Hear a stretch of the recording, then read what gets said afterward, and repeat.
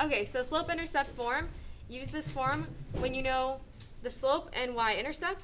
Point slope form, you use this form when you know the slope and a point, or when you know 2 points. So that's when that formula is useful. And lastly, we have standard form.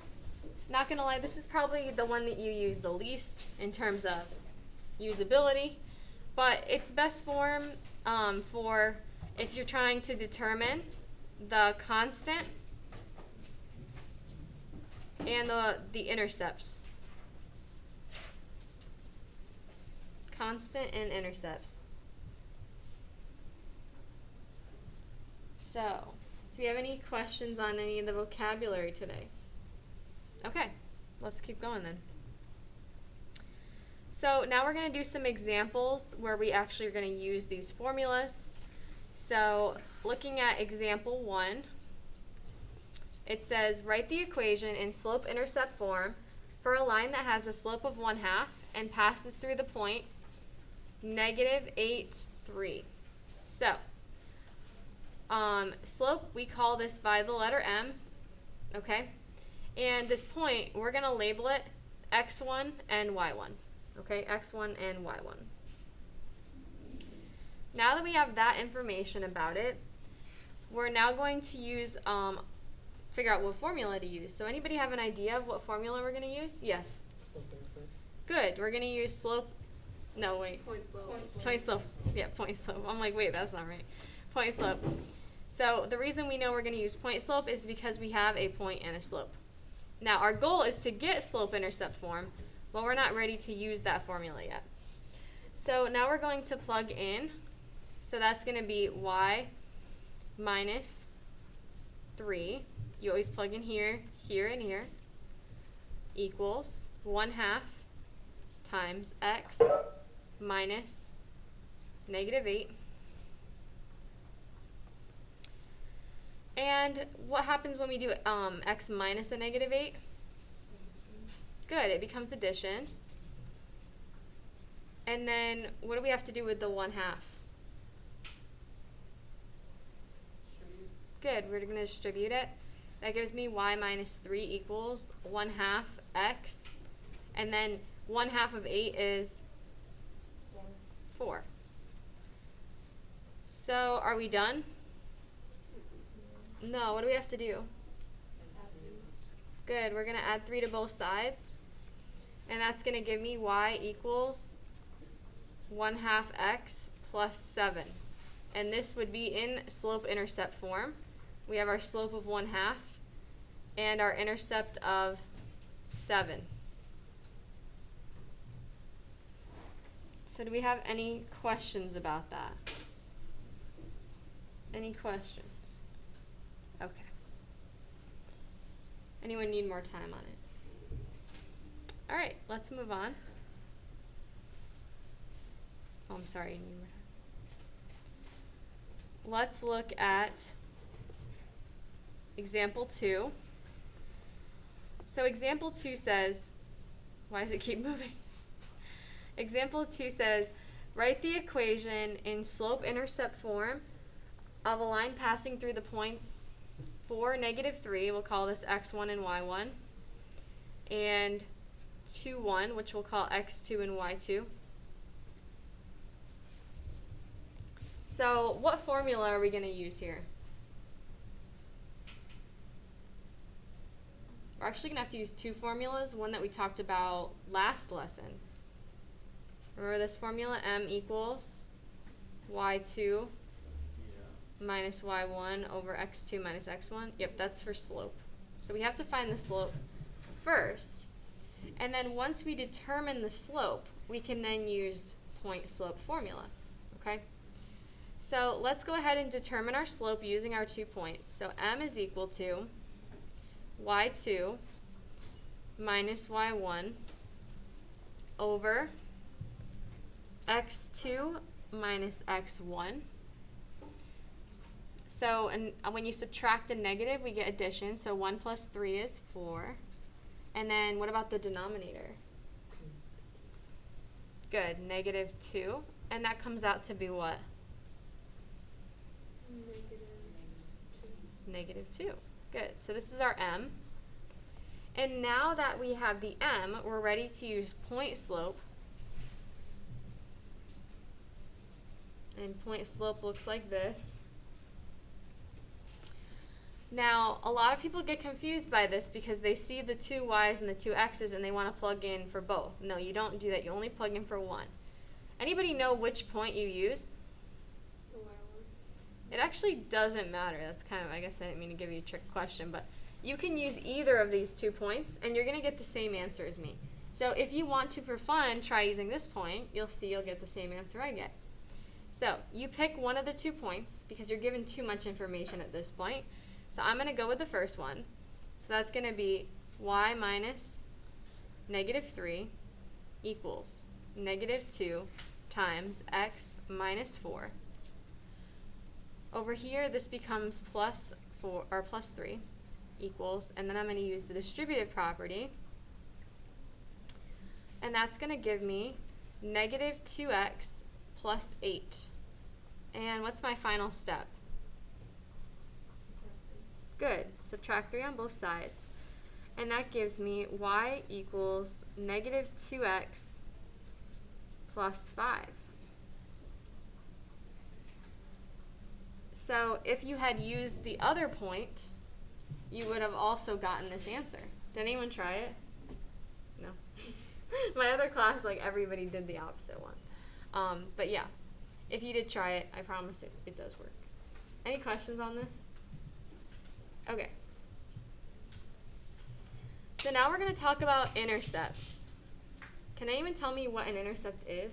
Where the point touches the line, the x or y axis. Very good. Yes, it's where the line or the point hits the axis that we're talking about. So if it's an x-intercept, it's where it hits the x-axis. If it's a y-intercept, that's where it hits the y-axis. Anybody know how we can determine these using algebra? Standard form. Standard form is typically the form that you can use it from, but there's something we have to do. We have to plug in something. Oh, 0. Yes, you have to plug in 0. So the rule I always say is plug in 0 for the other variable.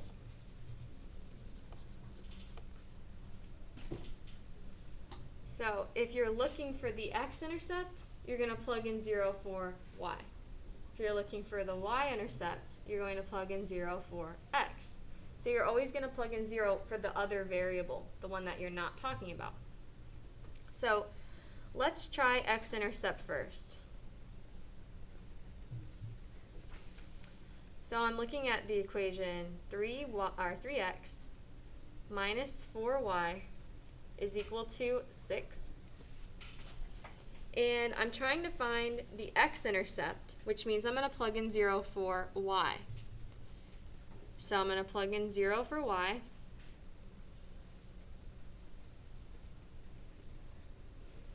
And what is negative 4 times 0?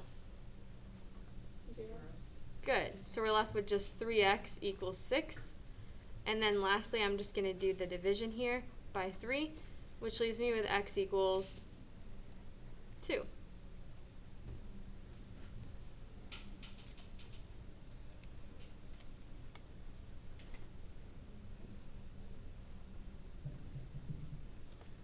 Any questions about how I found the x-intercept?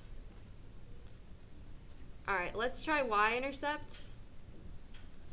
So if we plug in 0 for y to get the x-intercept, where are we going to plug in 0 for the y-intercept? The x 0. Very good, the x. So I'm going to replace my x with 0.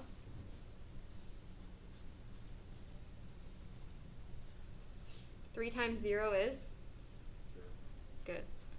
So that goes away, and I'm left with negative 4y equals 6. Divide both sides by a negative 4, and I get y equals, this reduces to negative 2/3. Anybody know what that is as a decimal? 1.3. 1.5. You're close. Oh, minus 3. You're close though. 1.5, yes. So those are your intercepts, and I am going to quickly pull up Desmos here and just show you what that looks like graphically. So 3x minus 4y equals 6. So here's my graph. And as you can see here, my intercepts are what we expected with the algebra. We have 0, negative 1.5. Everybody see that one? That's my y-intercept. And over here I have my x-intercept of 2, 0. So you can confirm things graphically as well. And we'll go ahead and move on to example 4. So example 4 says, write the slope-intercept form for a line that has a slope of 5 and passes through the point 0, 4.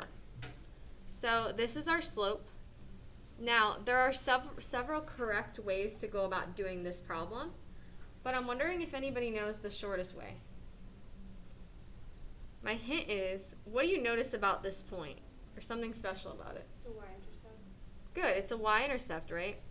And how did you know it's a y-intercept? Because of the 0 and the x. Good, yeah, there's a 0 in the x. The 0 in the x indicates it's a y-intercept.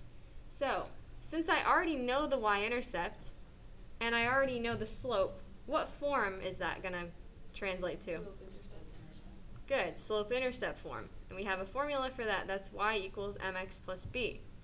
Now, to refresh your memory, the m represents the slope, and the b represents the y-intercept. And it represents the y-intercept in the form of the y-coordinate. So all we have to do is plug in the slope and plug in the y-intercept, and we don't have to do any algebra at all in this case. Now, I will let you know that if you did this the long way, and you did do algebra here, you would still get the correct answer. So you can totally do this just like we did example 1 if you choose to, but there is a shortcut here. Anybody have any questions about how we identified that?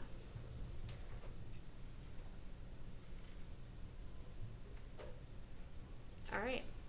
Are we ready to move on to example 6? I think we actually have to talk about something first, but wait, I don't remember. I'll see. Yeah, okay, I thought so. Okay, so now we're going to talk about parallel and perpendicular lines, and I know we talk about these in geometry, but does anybody remember what's special about the slope of parallel lines? The same. Good, they have the same slope. So that's a characteristic of parallel lines in a 2D plane, is that they have the same slope. And this is the symbol for perpendicular.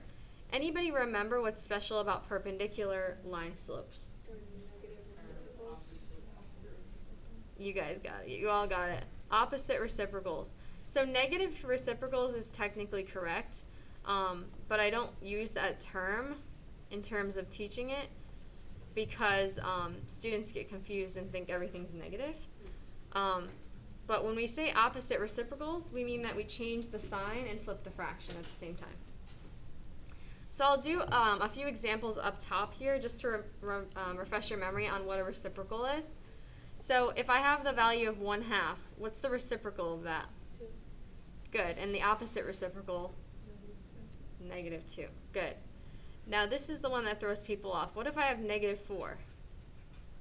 it's positive 1/4. Okay, positive 1/4. Okay, you guys got it. Just want to make sure.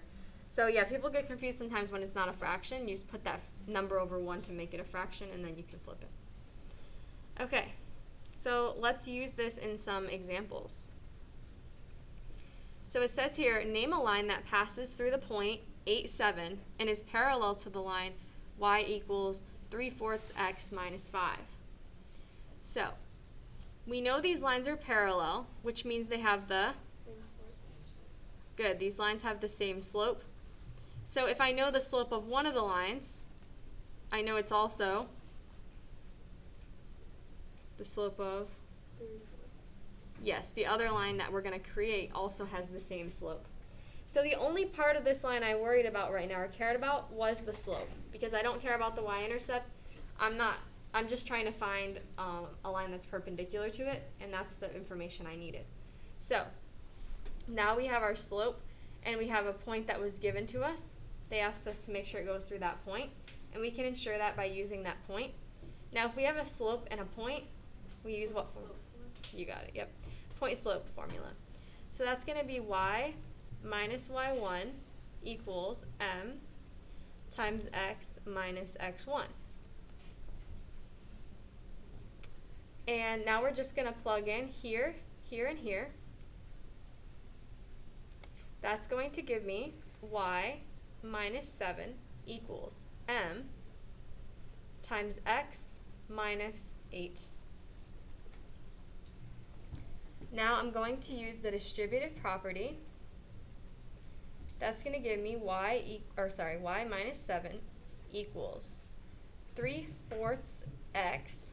Now this is what throws people off. So when you multiply a fraction and a number, so we're going to multiply the numerator by the number. So what's 3 times negative 8? Good, negative 24. And then we're going to then divide it by the denominator, negative 6. That's how you can do that in your head. But feel free to use a calculator if you want to. Now that we get to this point, we now have to get it into slope-intercept form. So any suggestions? Good, I'm going to add the 7 to isolate my y, which will then give me y equals 3/4 x plus 1. And this would be the equation of a line that's parallel to the line we were given, but also still goes through the point 8, 7. And you could confirm this by graphing it, but just take my word for it this time. We'll graph the next one.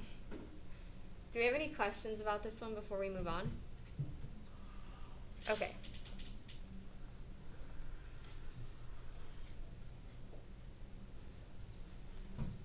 I put it on the next page. That helps. So example 6 says name the line that passes through the point 20, 3 and is perpendicular to, and they give us the equation right here, this line, y equals negative 4x plus 2. So if the slope of this line is negative 4 and we want a line perpendicular to it, what should our slope be? 1/4. Very good, 1/4. Does anyone have any questions about where the 1/4 came from?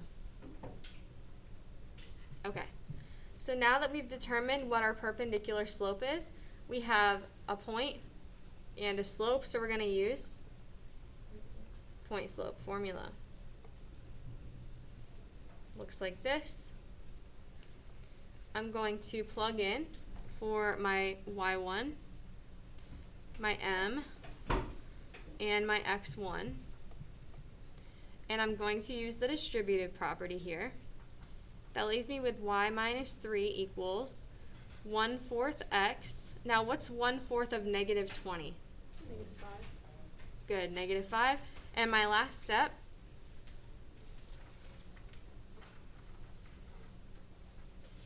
is, good, we got to add 3 over. And that leaves me with y equals 1/4 x minus 2. Now once you get that down, I do want to show you something. I'll type it in over here so you get a chance to get the work done. So y equals negative 4x plus 2, and y equals 1/4 x minus 2. So I plotted these both on the same graph, and as you can see, they intersect here, but this intersection has a special property. Does anyone know what's special about this intersection? Good. They're all 90-degree angles because that's what the definition of perpendicular is, which you learned about in geometry. We also know that the blue line hits the point 20, 3. So if we go all the way over to 20, we can see that it hits at 20, comma 3. So that's it for this lesson. I'm going to give you guys a 5-minute break